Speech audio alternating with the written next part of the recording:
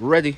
All right, so folks, what we're going to simulate today is not only a power outage, but Lenny here, one of his concerns was that we have two inverters backing up his home because that is required to meet all of his power needs. However, if one of those inverters go down, it would shut down the entire system. So what we're actually going to go over today is how to isolate one of those inverters, have one inverter power the house so that he still has the majority of his backup capability. All right, to simulate the power outage, these are our utility disconnects. He's going to turn both of those off. That's just like if the utility went down and there's no power being provided at all. Now for Lenny, you okay? All right. For Lenny, yeah, we'll go inside. For Lenny, with the whole home backup he has, it's a 10 millisecond transition, so some lights blink maybe, but you actually can't tell the difference whether he's on grid or not. But the way to see that we are not on grid is if you look at the inverter, it tells you what's happening. So you have your DC, which is your photovoltaic panels, your solar. The AC is off, which is your utility, and then everything is normal and working the way it's supposed to. All right. So we're going to simulate our master going down and being bad. All right. So let me go ahead and cut the power off on that. So right now, again, he has full house, full backup. Yes. Should the power buttons be back on in there? They are. They are. They are. Everything's on because we knew emergency heat wasn't there. That's all right. First, we need to just side button. Remember, we're shutting it down like it failed. Oh, you want, okay. So simulating a failure of one inverter. Cuts the button off.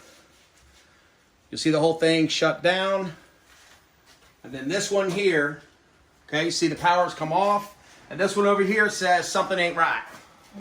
That's why our normal light is gone. Okay, now what's not right about it is this was our slave inverter. It's looking for directions from the master over here. All right, so what we're going to do, I'm going to shut this fully down. Cool. This, the DC as well. Okay. So what we're going to do though is we're going to change the settings on the slave so that it now thinks it's the master and that's what's backing up the house. All right, so let me go ahead and go to your little gear there. All right, go to your basic setup. Right. Now, this one's being nice to us right now. Let me show you. This thing, under normal circumstances, is beeping like crazy. First one you see here displayed, there's your beep button. Turn that off because you know something's wrong. All right? Then he's going to go ahead and go to parallel. All right? Uncheck the parallel. There we go. Turn this to master instead of slave. And we're going to change the assignment to 1. So now it knows it's only looking for 1. Push OK. Let's double check our settings took. Go to basic setup again. Go to parallel. There you go. Off, master, and 1. So this right now, this inverter is being isolated. Now, if it was the opposite inverter, same settings. All right. So let's go ahead and cut it off. Okay. Yep. Loads first. PV.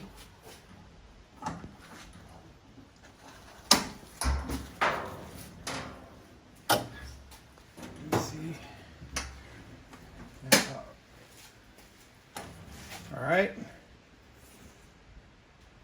And then we're going to see this screen go down. Now, for Lenny, we basically, the reason why we had to have 2 inverters is because we have 2 service panels for the house. And if both of them were in normal operation, mostly in the winter, it wouldn't be able to handle all the power. So what we want to do, and what we have to do, is we have to eliminate the power going to the second panel temporarily. All right? So, you want to do this one first? Yeah. All right, that's how I got it. All right. So another thing that we're going to do though is the communication wire always goes to the master because the master is the one that failed. We're hooking it up to the slave. Unhook it. Now this battery fully communicating with the slave, so everything should be fully operational. So the first thing we're going to do is we're going to go back outside and isolate this panel before we turn all the power back on.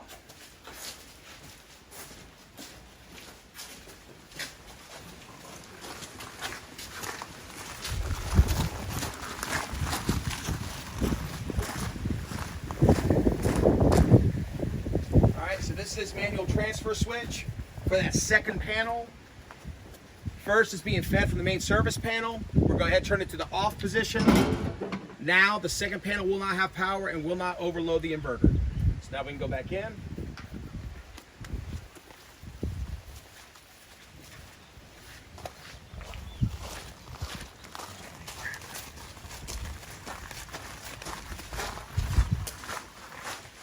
Nope, not yet, Lenny. One more step. Last step, and this is something that Lenny had requested personally, is right now he has a 10K array. He has a 10K system. He would like to have all of that power in this type of situation, be able to go to the inverter, because this inverter can handle 15. So we've done some DC disconnects to where he's going to have all those go to the slave. All the power now is going to the one inverter instead of being split between the two. That's it. All right, and now we can go through our boot up on the slave.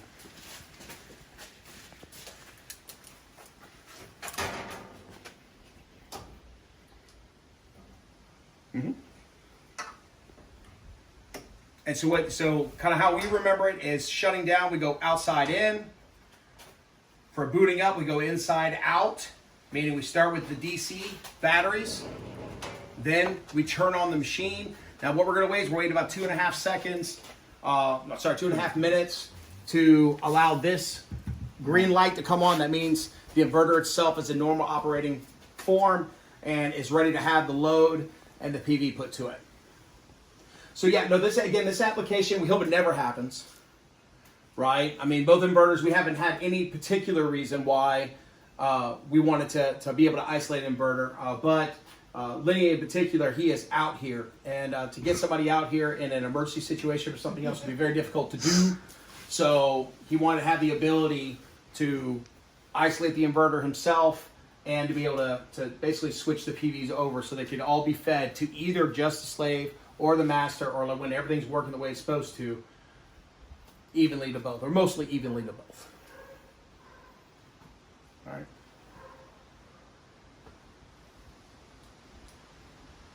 Now, if this is happening at night, I do want to point out, luckily we have a day that's bright out. You are going to want to have some type of lights behind you, because technically right now when you have the load off, There's no light. there's no power. And so it's going to be hard to see what we're doing in this, in this state.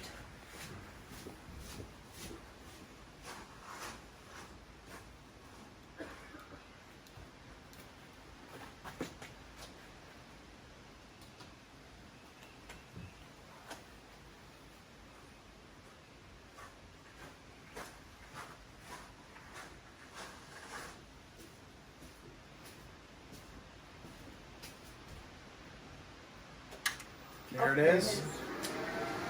All we're waiting for is that little normal light going on. So then we, again, inside out. Lenny, next thing to turn on would be PV. That's our solar coming in. All right, got our DC light on there. That means that is our PV with the solar coming in. And then we turn on our loads. We now have power back in the house. All right, so that is step by step how you isolate an inverter if you have two inverters. All right, we're done. Yeah. Thanks for checking out this video from the Solar Agents. Make sure to check out our channel and our other social media platforms for more solar tips and the very latest updates going on in the rapidly changing world of solar. Make sure to hit that subscribe button, and we look forward to being a continued part of your solar journey.